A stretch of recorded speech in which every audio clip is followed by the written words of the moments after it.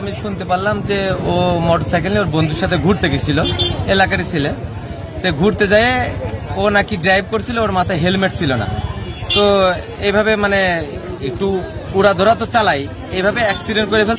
আসলে ঘটনা আমরা জানতে পারি যে আমাদের এই মুন্সিগঞ্জের এই যে তাজ নামে ছেলেটা, এই সমস্যার ছেলে, আর আমাদের শাহেদ চুয়াডাঙ্গাতে কিটের বিলে বেড়াতে যাওয়ার নাম করে বাসা থেকে বেরোছে। ওখানে 9 মাইল নামক একটা জায়গায় অ্যাক্সিডেন্ট করছে।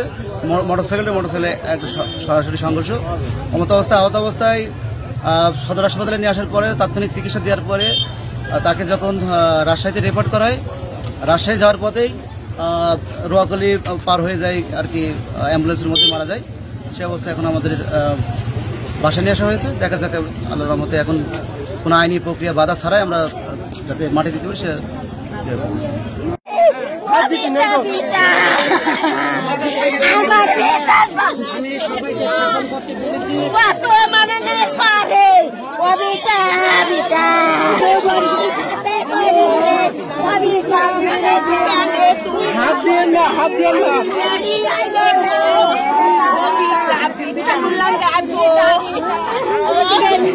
ভাই ভাই আমার ছেলে বাচ্চাকে দেখেন দিনে তাকে তো আপনি তো থামেন ভাই বাঁচার সম্ভাবনা আছে কি একটু দেখেন দিনে।